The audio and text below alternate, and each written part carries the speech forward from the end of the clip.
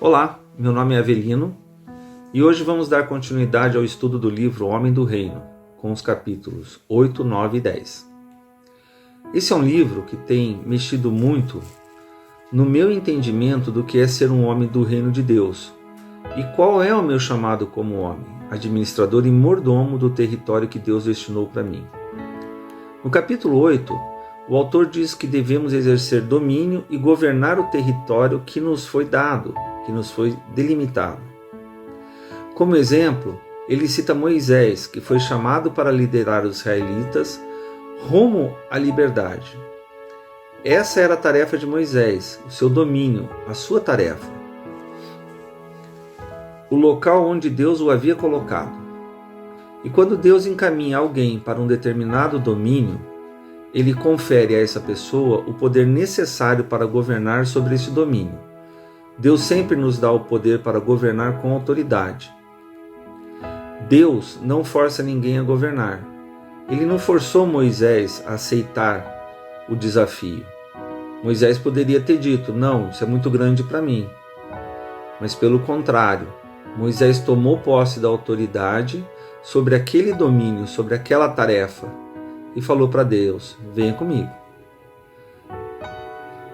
Quando a gente aceita esse desafio ou esse domínio, Deus dá todo o poder necessário para que possamos governar e fazer avançar esse reino, o reino de Deus. Para um homem do reino, o modo como ele enxerga aquilo que vê é fundamental para que ele governe com sucesso e autoridade o domínio que Deus lhe deu. Nesse exemplo, o autor usa Davi na sua luta com Golias. Ele olhou para Golias de um modo totalmente diferente do que o povo israelita estava olhando. Ele não olhou para o tamanho de Golias, pela sua força ou para a sua estrutura descomunal. Ele olhou para frente. E ao olhar para frente, na outra perspectiva, ele percebeu que Golias não era circuncidado. E aí, ele percebeu também que Deus não dava cobertura a Golias. Sendo assim, a vitória era certa. Ele foi para cima do gigante, né?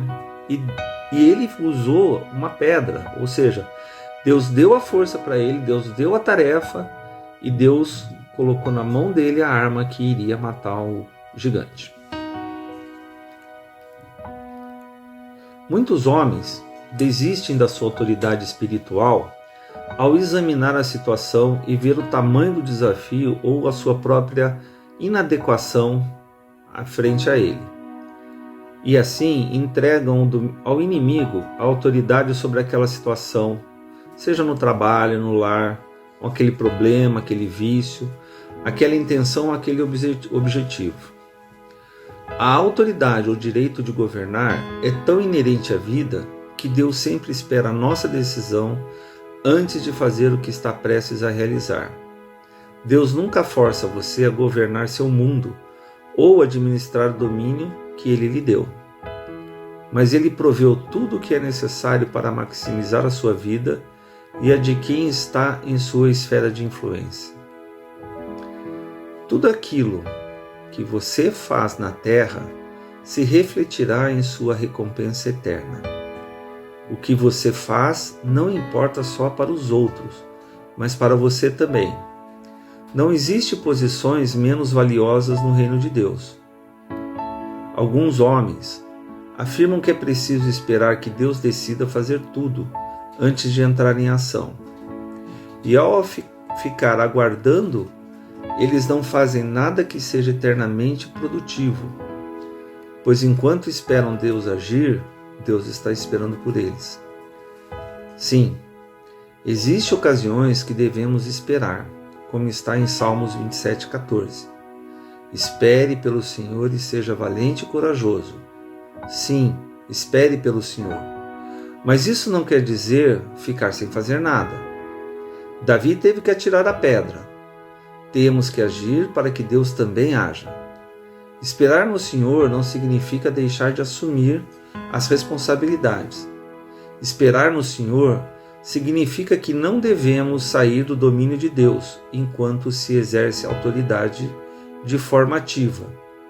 Significa esperar nos métodos, na orientação e na provisão de Deus para realizar aquilo que o guiou a fazer.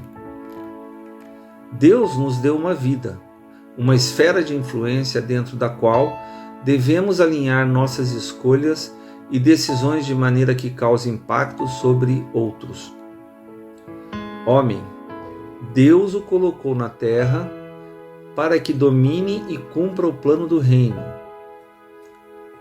Temos autoridade dentro de limites para agir em favor dele na história.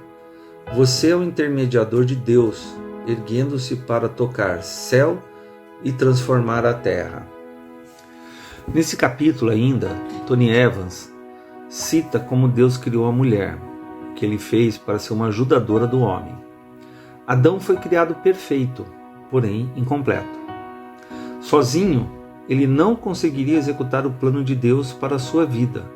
Para exercer um nível maior de domínio, Adão necessitava de ajuda. O poder que Deus concedeu ao homem, em consequência, também concede à mulher para que ambos exerçam domínio e façam avançar o reino de Deus. O propósito de Deus vai muito além de companheirismo ou de uma esposa bonita para exibir como troféu. A mulher foi criada para prover um auxílio forte na posição de contraparte. Se você deseja progredir bem, um avanço rumo ao seu destino deve ser um esforço colaborativo. Qualquer homem que deixe de apreciar as habilidades, as opiniões, o intelecto e os dons de sua companheira é tolo. Muitos de nós, homens, não respeitamos